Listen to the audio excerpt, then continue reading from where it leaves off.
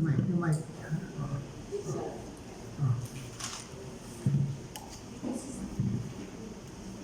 Magandang umaga po sa inyong lahat. Ulit, Assalamualaikum. Ang speaker po natin for today, he is an academician in the National Academy of Science and Technology. He is also a member in Coalition for Agriculture Modernization in the Philippines. And he was former director of PhilRice. I was invited once, but in the PhilRice event. So he was former Dean, College of Science and Math in UP Mindanao. Ladies and gentlemen, let's welcome Dr. Eufemio T. Rasco. Good morning. I really feel privileged to be with you this morning. This is a unique group, highly diverse, with different backgrounds. And I can see immediately that this is quite a challenge for me. I have given a lot of talks in my lifetime, but this is the first time na hindi pa ako nag-uumpisa, may question na. So in fact, I'm tempted to suggest that we change the format. That instead of me giving a long lecture, and you might fall asleep, that we engage in a conversation.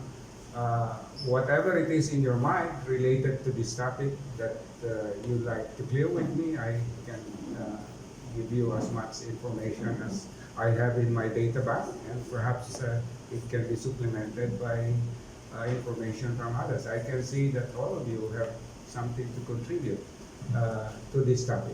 Now, to answer the first question. Okay, the question is, how do we deal with fragmented land holdings? That's a very tough one.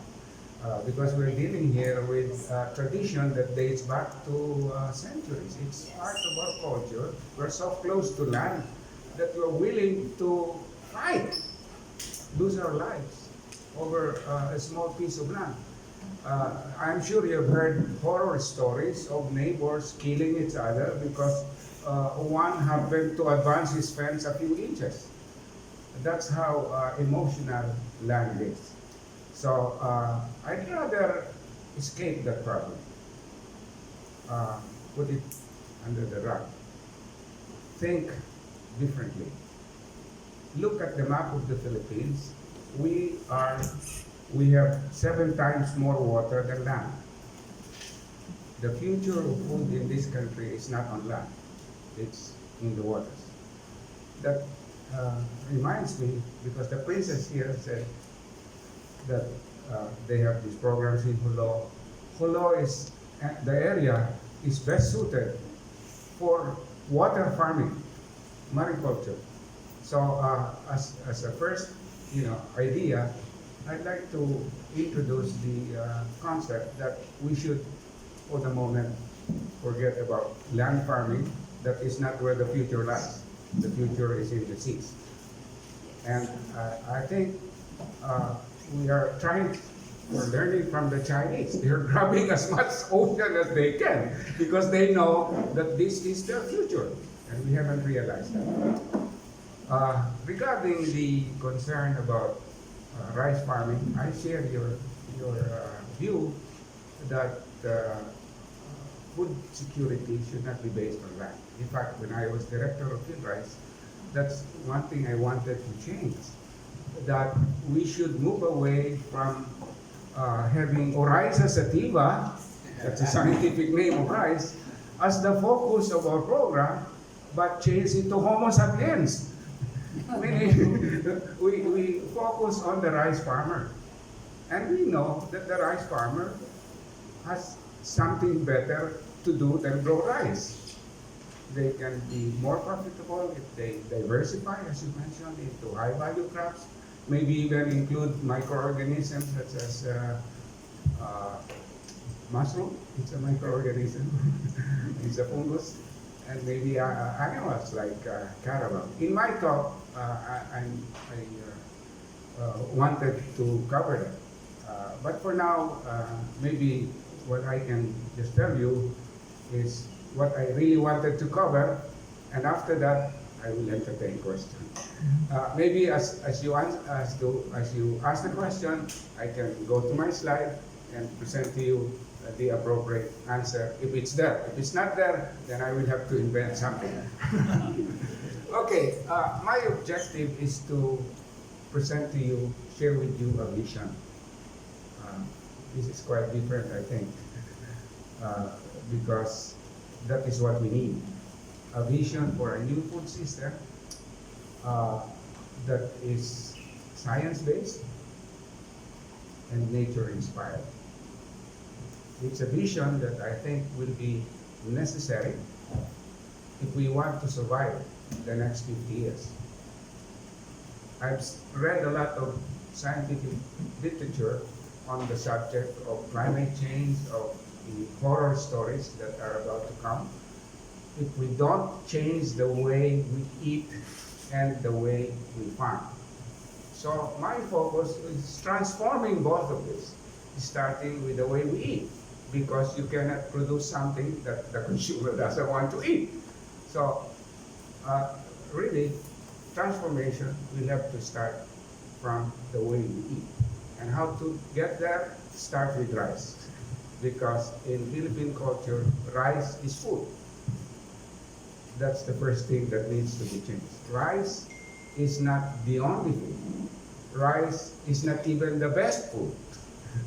So if we want to change our farming and our way of eating, we have to start with rice. Okay, that's my introduction. Are there any more questions? Well, I guess the issue of globalization will make everything available at the right price, at the most competitive price. So our neighbors are producing rice at half our cost. Okay, let's start with the food system we have now. It's based on the needs of industry rather than the needs of nutrition. In fact, the need for nutrition is a rather afterthought of agricultural development specialists. It's only now that the CGIAR, the Consultative Group for International Agricultural Research, has decided to include nutrition as part of its mandate. Before they were talking about commodities, not food. That includes wheat, rice, corn, things that you can mass produce quite easily, cheaply, and you can transport and handle because they are easy to transport and handle. But what about nutrition? Well, start with rice. Rice, the one that we prefer, white rice, is basically pure starch. Because we remove, during the milling process, we want rice to be white, right? So we remove everything. All the nutrients that are in rice, we remove during the milling process. Why? Because white rice is easier to handle and more attractive to consumers. We want everything white in this country, regardless of whether it's good or bad. And white rice is the worst form of rice you can imagine. Okay? When starch is digested, it's broken down into glucose, because starch, the chemistry of the starch, it's really a chain of glucose molecules. Nasa bibig pa lang, nadadigest na, it's converted into glucose. And if you are familiar with the term glycemic index, it's how fast glucose enters your bloodstream. And if it's so fast, sooner or later, you get diabetes. Okay, in fact, there are a lot of studies that I have reviewed. By the way, I had to study beyond retirement. So white is not beautiful. Brown is beautiful. Is that right? Well, there's some poetic meaning there. Really, brown is more beautiful. Why? Because the nutrients from rice you find in the brown layer. Okay. The bran. And during the milling process, we remove that so that we can feed it to pigs and to livestock. What we eat is the worst part. Okay, ladies and gentlemen, as our speaker suggested, he wants an interactive session. So just raise your hand and we'll recognize you and put it forward to the speaker. In fact, Okay, microphones are on both sides. just to Okay? continue with Okay. this problem of diabetes and other Okay. chronic diseases, that is rising worldwide, not only in the Philippines. And for more or less the same reason, because of the commodity orientation of our food system. Wheat, rice, corn, that is consumption is rising. In rice, well, this is the bad news. Everywhere else, consumption of rice is going down, but in the Philippines, it has been going up. Oh well, in recent years it's stabilized, but with only rice becoming more popular, I think it will go up again. Now, there's a lot of scientific studies that link white rice to diabetes. I've just reviewed one a week ago, but the landmark study was done by Harvard University in 2010. It's based on examination of all literature up to that date, and it shows very clearly a link between rice consumption and diabetes. Mind you, diabetes is just part of the big picture. It's part of what we call metabolic syndrome that covers high blood pressure, stroke. They are all part of the same thing and caused by the same thing, rice. Now, if you look at the major causes of mortality in this country, four of the top 6 causes of mortality can be traced to rice consumption. Stroke, high blood Also the reason why we cannot produce tall basketball players. We cannot compete in basketball. Well, height is something else. Okay, The Dutch are the tallest country in the world. They don't eat rice. that's right. Okay, are you through? Will you comment? Or Yeah, okay. Great Yeah, questions. Okay, yes, Mr. King. Go ahead. We can produce high glycemic crops. Can you turn your mic cassava. on? Wait until the mic goes on. Okay? Yeah, mic's on. Okay. I think the glycemic index. Yeah, you're on. Okay. Yeah. Okay. Your comment about glycemic index is interesting because we do grow crops that have high glycemic. One of the most common is cassava, which has very good, much better health implications than rice. But I'm puzzled to know how you would convert. I'm thinking of my mother-in-law. How on earth you would convert her consumption of rice? Because she sees cassava as something that only the very poor would ever eat, and it's very obviously it's an educational thing, but it's very embedded in my view. Yeah, you're right. In fact, that's my main worry. It will take at least one generation to achieve the transformation that I have in mind. Going back to cassava, cassava has one of the lowest glycemic indices among the major food crops. But mind you, it's the cassava without processing. If you process it into starch, then you have the same problem as rice. But if you eat the whole cassava with all the fibers, then that's okay. I think one very good illustration of how good cassava as a food is, I think cassava is the reason why the Viet Cong defeated the Americans during the Vietnam War. Because the Americans were eating this K ration, the Viet Congs were eating cassava. Well, that's a side story. I'm not sure that's true. But the Vietnamese were claiming that it's true. That's the only food they have in the jungle. Okay, please comment on the observation that maybe we have too many farmers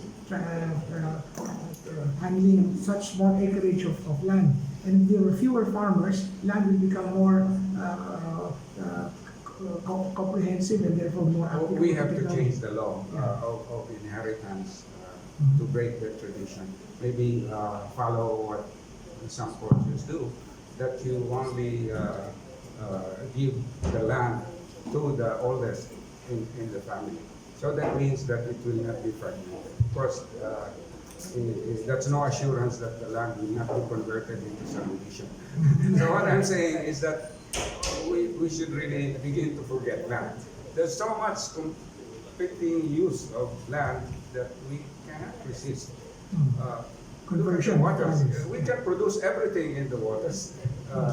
If you like plant-based food, meron naman silang seaweed. Of course, it's an algae, not a plant.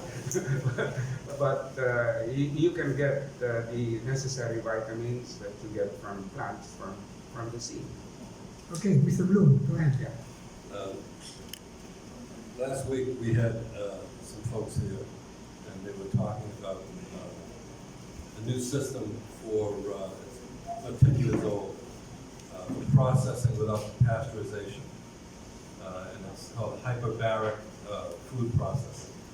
And I did quite a bit of research on it over the past week, and I'm a big advocate in taste. In other words, eviscerating. One of the big issues is that people can't grow Japan quality fruits and vegetables and things like that. And so Ed sent me something on 70 tons of garlic that's going to waste. And we had the tomatoes being thrown out and the mangoes and everything else. The machines that they had were where you would put the bottles of juice in a basket and everything else. Now they have a machine that's a liquid machine that can do 10,000 liters per hour. And basically what it does is it takes purees and or pastes and it puts it through and it uses a pressure process to kill any bacteria. So the shelf life of these materials is just dramatically increased. And theoretically, you could take and do massive bulk plastic pouches, large ones, of this material, which loses very little value because it's a pressure process that kills the bacteria, no heat whatsoever. This can be shipped to food service all over the world and used for bases in soups or whatever it may be, and processing. Plus, I had said earlier, there's going to be a massive overage of containers and shipping things like that. So there's going to be massive numbers of freezer containers that are going to be available, and refrigerator containers that are going to be available. And the freezing of these things, you want to talk about a currency? Look at taking materials that don't have to be dried anymore, and you are taking everything in the material. So when you take Mulungai, you're starting at say 800 grams, and you dry it down to 100 grams. You're losing 700 grams of bulk. When you go from materials and all the farm, any irrigated farmland is like gold if you grow the right things. But without local buying stations, buying materials at a base, okay? There's a specific base for this stuff. And you don't have to worry about the pristine aspect of something. It can't have any dents or whatever it may be. And this is called for in the Magna Carta for small farmers. If you read that, there are provisions in the law for buying stations and even subsidies on any number of these different things. And that's the law of the land. June 8, 1992, it was put in. This processing method, strategically placed all over the country in different areas, could provide massive amounts of bulk, nearly fresh fruit and vegetables that will last a significant time. So, Stuart, your point is that these processing technologies are going to change the parameters of agriculture. Because If it's used properly, if Yeah. you put these in tandem with local processing centers and buying centers, where everyone can bring their produce to it, I mean, you get nutritious soup for And to everyone. that extent, you improve food security. You want to Well, okay. processing has an important role, especially considering that we are in the tropics, where temperature is favorable for the growth of microorganisms that can spoil food very, very quickly. And secondly, that we live in a country with 7,100 islands. They're all isolated. Many of them are relatively isolated. So it's not easy to bring this to faraway markets. But my point of view is this, that any kind of processing actually reduces the nutritive value of food. In my view, the best processing is minimal processing. And I have in mind two things. One is fermentation, yung puro sa Batangas. It can in fact, generate added nutrients from the action of bacteria. Do we have the state-of-the-art fermentation technologies in Rasco? It's a very old technology. Oh, so It's known everywhere. And you don't need any sophisticated equipment. You just put salt and voila, you have burro. He's looking at pickling, smoking, sugaring, salting. I was with June Castillo, and I said to him, can we take the nectar from coconut nectar? You know how you can sugar and preserve in sugar? Yeah. Can you take the coconut nectar and preserve in that directly, okay, without having to... See, for me, everything is about staying away from heat, staying away from pasteurization, because it unwinds molecules. In every single instance, it unwinds them. So those processes that can maintain the highest nutrient levels of these things are valuable. Dan Barron, I was talking with him about it. He has there's another technology, there's two other technologies. One is nitrogen, putting nitrogen into packaging to get out CO2 or whatever, maybe the bacteria won't grow. Sorry. And then he mentioned something else that was at 44 degrees centigrade, which is about 120 degrees Fahrenheit. That's minimal processing as well, combined with some pressure. But these types of things, everything's about getting to market, okay? And everything's about, at the time that everyone harvests, the price crashes. So the ability for everyone to take it and bank it and all, and maintain the value, because when you dry something, you're drying it way down, your volume is way down. But when you keep it with all the liquid, you're getting 6-8 times the volume to sell with the nutrient counts and everything else. So heat can be an asset and a liability also, depending on how you use it. Okay? Heat is the method, pasteurization is the method to killing the bacteria in all of these things. But at the same time, it kills lots of very good things.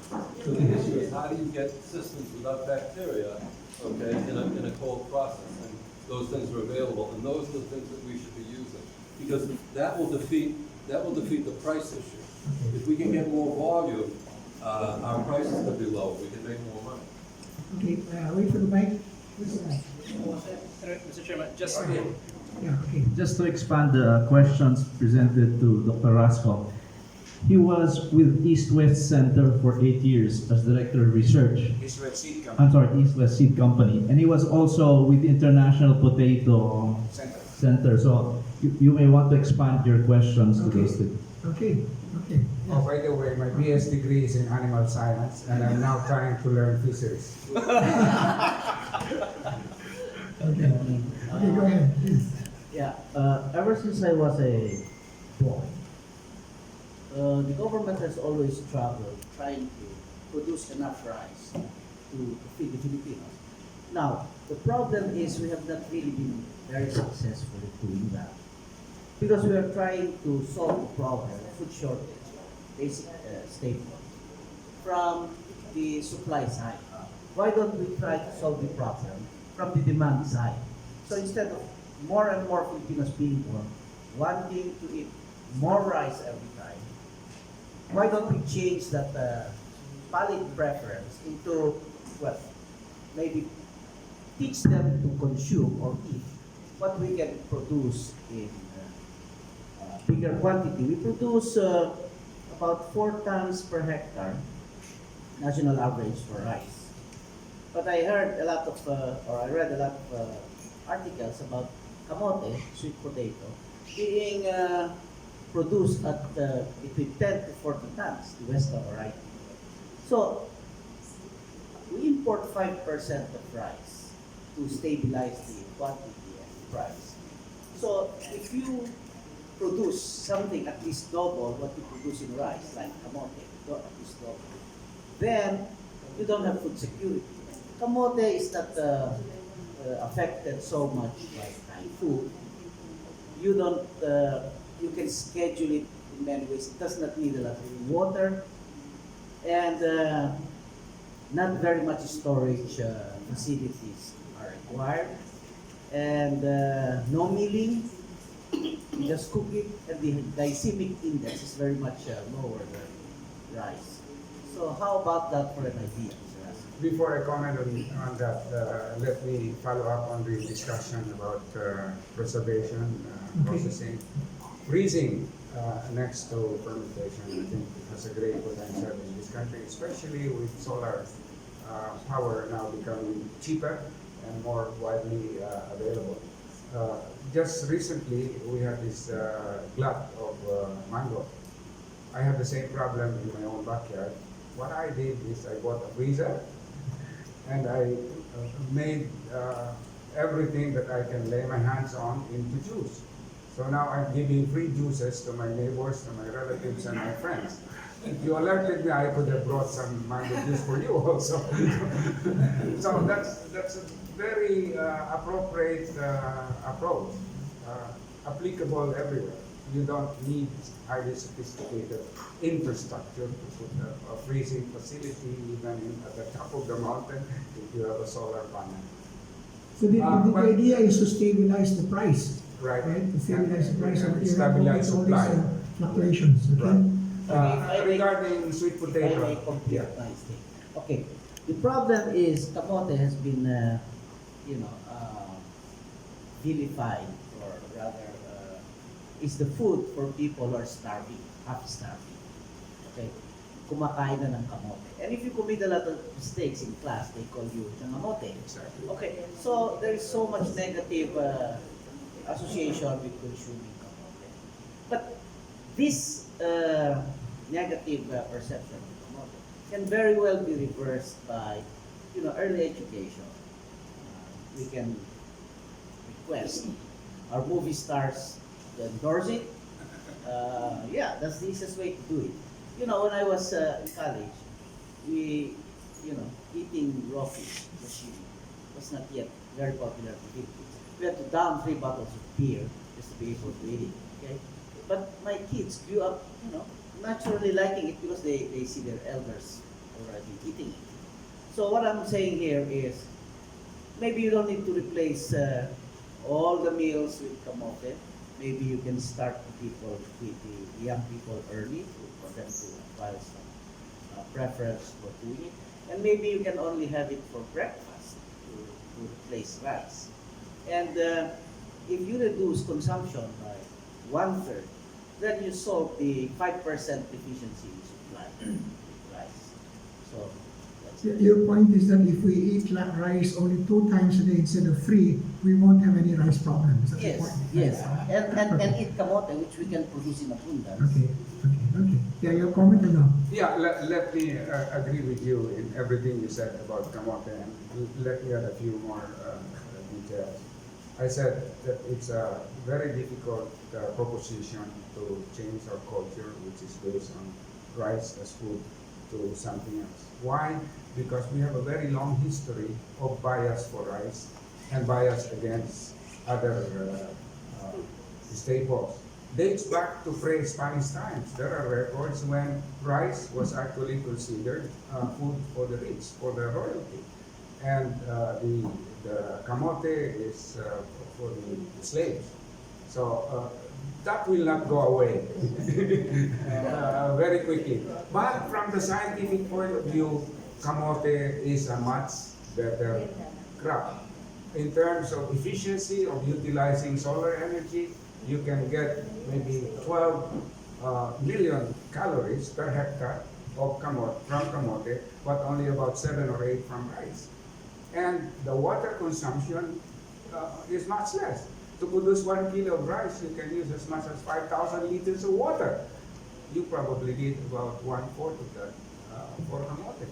I'd like to make a- It's less energy intensive, less land intensive, less water intensive. No There's the meaning. science behind it, but tradition is against us. Just a comment here on the water, no? Because sometimes we have very heavy rainfall and yet we have long periods of drought.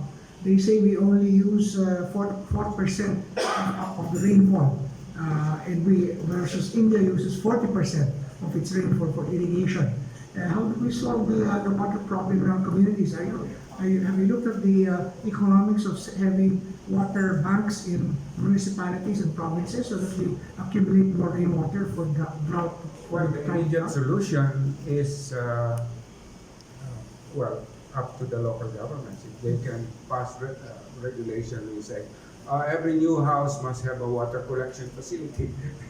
That if you count the millions of houses, that's a lot of water that you can save. Some of it you can use for the backyard garden. That's, I think, the easiest approach. Yeah, okay, yes, fair, go ahead. Yeah, can I follow up on, can I follow up? Okay, okay, I quickly, think please. our main disagreement here is that it will be very difficult to change the consumption preference of the Filipinos towards in favor of rice. I agree, but you know, I think it will be easier to change the consumption preference of our people rather than increasing production of rice to match the demand. We have been doing that for decades. Now, as I said, you can start our children early, giving them preference for, teaching them preference to kamote, and have it endorsed by movie stars. That is very powerful solution. I think it will happen. Now, do you know that at Jollibee, if you buy kamote chips, it is more expensive than potato chips, and there's already a preference for it. That is why they can also price it more. So the palate is something that could be acquired. It could be taught, like my kids wanting to eat raw fish, which my generation during the 70s would not dare do because eating raw fish is like cannibalism or whatever. But I think it's easier to change our people's palate preferences rather than increase production of rice. And we have not really been successful over the years. So why don't we try to do that? Change the palate. Okay. And I think it will not cost the government very much to do that. Thank you. Okay, fair, go ahead. I'd like to, Go ahead. hello. Turn it on. Wait for the light to go on. Ano naman na? I was going to comment on how you like rice. As Can you speak closer to rice the as mic? Yes. rice as is the staple. It costs less, and that's why people prefer rice to anything else. We were trained as children to eat more rice rather than the olam, rather than the bayan, because the bayan would cost more. So, as children, like if you come from the province, rice is really a source of energy of children. You run around and rice will give you the energy you need. That's the function of rice. That's why you have carbohydrates. However, when you grow older, like me, you do not run around anymore, so you need less rice. So I would think that if you want to change the habits of people in consuming rice, you have to start at childhood. Because when I was still in my 30s, I would boil rice so that for the milk of my child, I would mix it with the milk of my child. So rice is that important to the early life of people. It's when you grow, it grows with you.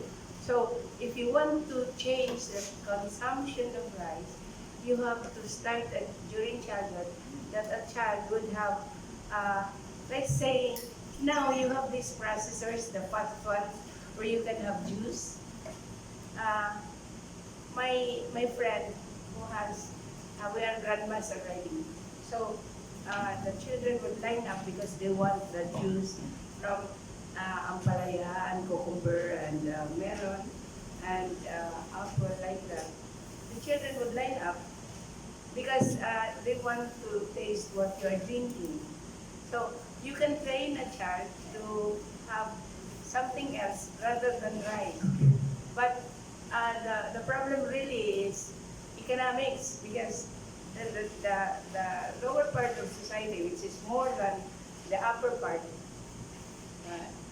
you, you really need rice. Well, I want to comment on that. No? Rice is one of the principal causes of obesity. And they say more people will die of obesity than of starvation. When you are Would you like to comment on that? Well, I mentioned about chronic diseases. The misconception, popular misconception, is it only affects the old people. But we have data to show that it also affects the younger people, starting from maybe as young as 4 years old. And it affects not only the rich. The poor suffers more from chronic diseases than the rich. So it's something that affects all of us. Rice is the cause of obesity. Well, let me modify that before we begin to demonize rice. There are periods in our history when our per capita consumption is higher than today, but we didn't have much problems with chronic diseases. It's partly because we have other problems like tuberculosis or diarrhea, the infectious diseases. But the other issue is the kind of rice that we eat, the form of rice that we eat, and how we eat it. Number one, our variety preference has actually changed. From one that has low glycemic index, we actually now prefer rice that has a higher glycemic index. We want to kill ourselves, right? Second, the form of rice. Before, our milling process is not very efficient in polishing the rice. So we managed to retain some of the nutrients and also managed to somehow control the glycemic index of rice. Thirdly, we are used to, eating bahaw, leftover rice, because we didn't have rice cookers that make it so convenient to prepare rice every meal. Before, we will, cook a pot full of rice and then eat some of this as leftovers in the next meal. That changes the chemistry of rice. It reduces the potential of rice to cause diabetes, because the starch is converted into a resistant starch, one that can easily be digested, one that will not cause quick rise in blood glucose. So all this put together, also the manner we eat rice, eating with your fingers, it would be better than eating with a spoon, but we have eliminated that habit. So there's a lot of factors. So it's not rice per se, but the kind of rice, how we prepare it, how we eat it. Put all of this together, and we have diabetes. Okay. I know you have prepared for this session. Do you have any slides to show us that you think should come to our I attention? think I'm covering everything. Okay. You have good questions. I think these are the questions I really want to answer. Okay. Go ahead. But I have one last slide Okay. before we, Okay. if we're going to Yes. finish, then I'd like to be able to present that one. Yeah, okay. Go ahead. We have 2 or 3 questions before your slides. Go ahead. It's interesting that you put a question mark. Most of the food secure nations don't eat rice, right? So the answer there is yes. We can be food secure without rice. My question is, what would be the effect of the rice clarification to the answer to that question? First, let me comment on that point. That's a very important point. There's nothing in our physiology that dictates that we should eat rice. Yeah. We don't need to eat rice to remain healthy and to satisfy our nutritional needs. It's purely out of tradition that we continue to eat rice. In fact, in one of my slides, there's one picture there of a typical meal that is suggested by a panel of 37 scientists from 16 countries. The report was released only last January this year. It's the first time that a scientific body has recommended what they call an ideal diet. They call it a planetary health diet because it responds to our nutritional and health needs as well as protect the environment from further degradation. That's why it's called a planetary health diet. If you want a PhD, that's the easiest way. Planetary health diet. Okay, yes. Mr. Gomez. Did I answer? I had a question. Oh, okay. I'm The sorry. effect of rice tariffication Okay. to the answer to that. Good. I hope. It favors, right? Yeah. But With the rice. why would it favor when rice tariffication makes rice cheaper? Well, one thing, rice certification will generate money to support the rice farmer, but the rice farmer doesn't have to spend that on rice production. I mean, he can diversify into other crops. He needs money so that he can diversify. So that's one way of looking at the rice certification. Okay.